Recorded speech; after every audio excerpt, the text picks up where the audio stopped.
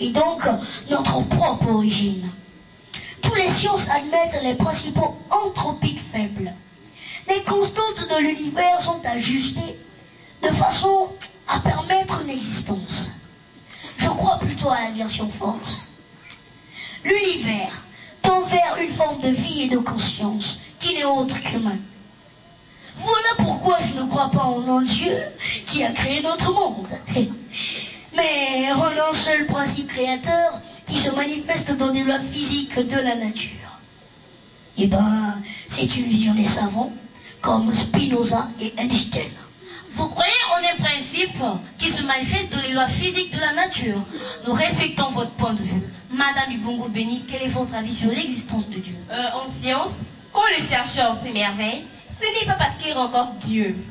C'est parce qu'il réalise qu'un cerveau humain est capable de circonscrire le mystère dans une théorie rationnelle. La meilleure preuve est la théorie du Big Bang.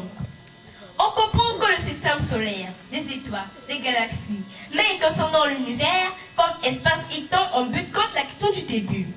D'ailleurs, y a-t-il un début du Big Bang ou quelque chose s'est-il passé avant? Je pense qu'un atome primitif a été à l'origine de l'univers, tel qu'il a été annoncé en 1931 par le mathématicien et prêtre Georges Lemaître. Un atome primitif est à l'origine de l'univers. Nous allons beaucoup apprendre sur ce plateau. Madame Touloulou Dieveil, vous qui êtes scientifique, est-ce que Dieu existe-t-il? Je n'ai aucune preuve de l'existence de Dieu, mais aucune preuve de sa non-existence. Ce que je remarque d'ailleurs, c'est que toute preuve est inutile aux croyants. Chercher une preuve est vain, la croyance n'est pas une rationalité. Le Big Bang est-il synonyme des temps zéro et donc de création selon vous?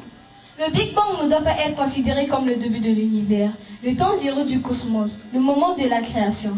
Cette théorie est la frontière temporaire de nos connaissances. La cosmologie explore le passé de l'homme à partir des fossiles cosmologiques. Les plus vieux fossiles s'arrêtent il y a 13,7 milliards d'années. Au-delà, nous ne savons plus rien. Pour l'instant, ce n'est pas un début, mais un horizon. Monsieur Guy-Brice, nous venons d'écouter les différents points de vue de nos éminents chercheurs. Que dites-vous sur l'existence de Dieu? Madame la journaliste, je viens de suivre attentivement nos éminents scientifiques dont les points me paraissent contradictoires. Certains scientifiques soutiennent que le Big Bang constitue le début de la création. D'autres, plus réalistes, reconnaissent que la théorie Big Bang est la frontière temporaire de leur connaissance et qu'au-delà du Big Bang, ils n'en savent rien. En fait, l'univers dont les scientifiques continueront à explorer est une création divine. L'univers, disais-je, est une œuvre divine qu'aucune intelligence ne peut expliquer ni en sonder les profondeurs. Cette œuvre est le témoignage palpable qui puisse parler de la divinité de Dieu. La divinité de Dieu est la manifestation de l'éternel Dieu lui-même. Cette manifestation s'opère en trois personnes divines, le Père, le Fils et le Saint-Esprit.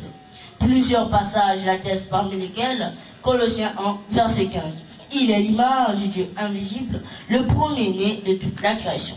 Jean 14, verset 9. Celui qui m'a vu a vu le Père. Et Jean 10, verset 30.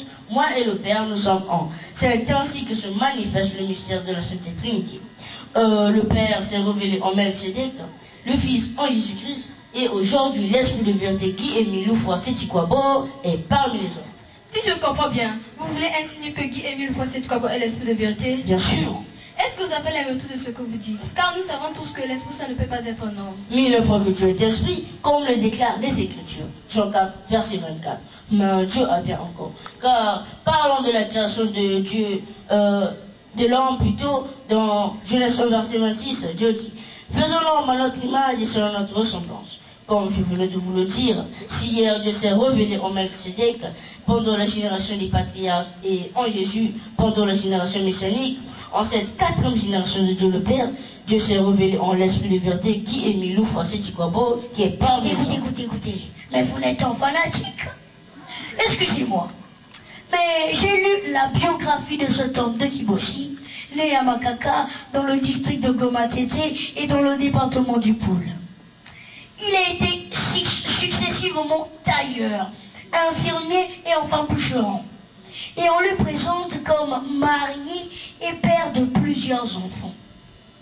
On apprend qu'il n'a plus de contact avec sa propre famille, ni ses adeptes. a disparu comme une fumée dans la nature. Et alors, comment peut-on affirmer qu'un homme ayant femme et plusieurs enfants puisse-t-il être l'Esprit Saint? Et comme je viens de vous le dire plus haut, ce n'est pas pour la première fois que Dieu habite parmi les hommes. À son temps, Jésus